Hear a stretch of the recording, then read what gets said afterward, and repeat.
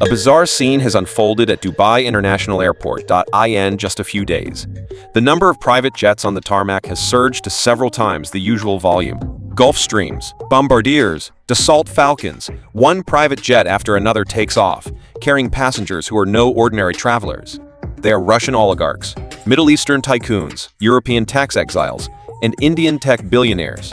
They came to Dubai for its absence of personal income tax and capital gains tax, political stability, and excellent public security, making it the world's ideal haven for hoarding wealth. They bought penthouse mansions on the Palm Jumeirah and set up family offices in the Dubai International Financial Center. But now, they are leaving. In 2025, years of tensions between Israel and Iran finally tore through their last veneer and erupted into direct, full-scale military conflict. Israel launched massive airstrikes against Iran's nuclear facilities and military command structures inside Iranian territory. Iran retaliated with barrages of missiles and drone swarms. The Houthi movement, Hezbollah, and Iraqi Shia militias joined in simultaneously, plunging the entire Middle East into a multi-front regional war within days. The Persian Gulf, the world's most vital artery for energy and trade, suddenly became a zone of extreme peril. The Strait of Hormuz, through which roughly 20% of the world's oil passes, was shrouded in the shadow of war. Iran blockaded the strait as a countermeasure. Insurance companies drastically raised premiums for vessels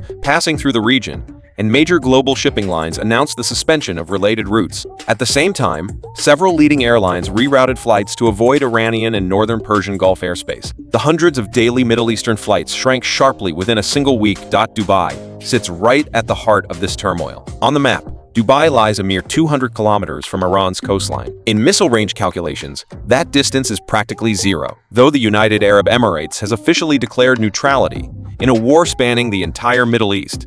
The protection of neutrality is far weaker than anyone had hoped. According to multiple Dubai real estate agents and private bankers, an unprecedented wave of concentrated sell-offs hit Dubai's high-end property market in the first 2 weeks after the war broke out. Penthouse apartments on Palm Jumeirah, luxury units in Business Bay, and villas in Dubai Hills saw listings surge in the short term. Some desperate sellers even accepted bids 10% to 15% below market value, just to offload assets and cash out quickly. Meanwhile, family offices across the Dubai International Financial Center have quietly activated Plan B, shifting portions of their assets to Singapore, Switzerland, or Luxembourg, and relocating the legal registration of core operations to more neutral jurisdictions. These moves will not make headlines, yet they are a clear, observable trend in internal reports by private bankers. The movements of Russian billionaires are particularly striking. Since the outbreak of the Russia-Ukraine war in 2022 and the imposition of Western financial sanctions, massive waves of Russian capital have regarded Dubai as their foremost safe haven.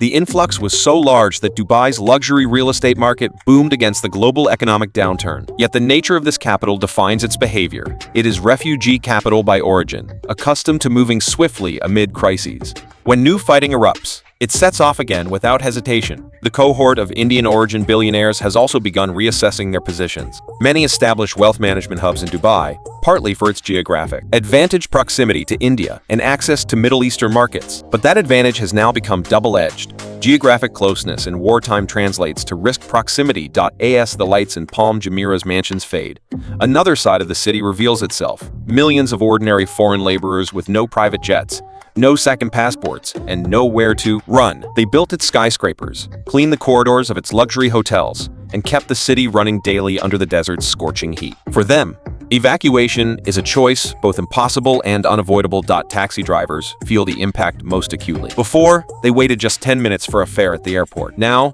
2 hours might not guarantee a passenger. Many are leaving, but almost no one is arriving. Analysts have long known Dubai harbors a fatal weakness, rarely discussed openly. It has no oil. More precisely, it has almost no oil.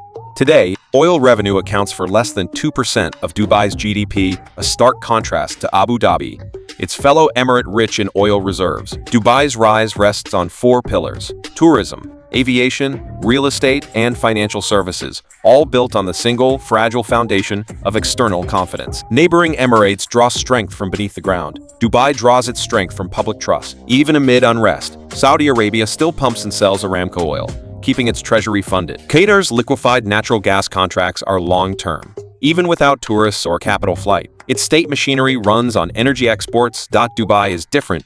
No tourists mean empty hotels. No flights mean a silent airport. Departing billionaires mean crashing property prices. Relocating companies mean vacant offices. The four pillars are interconnected and interdependent. A shake in one can trigger a cascading collapse across the board. Worse still, all four sectors are hypersensitive to perceived risk. Bombs do not need to fall on Dubai for damage to take hold. The mere global perception that Dubai might be unsafe inflicts real harm. That is why warnings from Emirati scholars carry heavy weight. If the conflict drags on for 10 to 20 days, the damage will evolve from a temporary shock to structural trauma. What will prove irreparable then is not any physical infrastructure, but the city's carefully crafted, decades-long image, a safe, neutral, boundless desert miracle. This is not Dubai's first brush with existential crisis.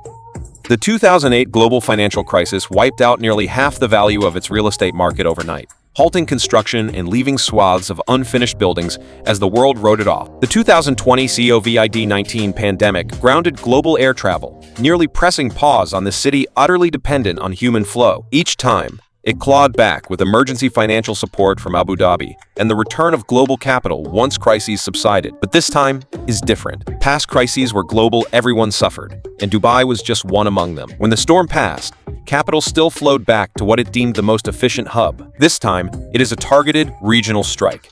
As global capital pulls out, it is already scouting for alternatives. By night, Dubai still blazes with light. The Burj Khalifa pierces the clouds, its pinnacle glinting. The Palm Jumeirah remains sharply outlined in the dark. Luxury cars still stream along Sheikh Zayed Road, but if you look up at the sky on this night, you will see the navigation lights of private jets fading one by one over the horizon. They head for Geneva, Singapore, London, anywhere that feels more stable than Dubai in this turbulent spring. Finally, do you think Dubai still has a future?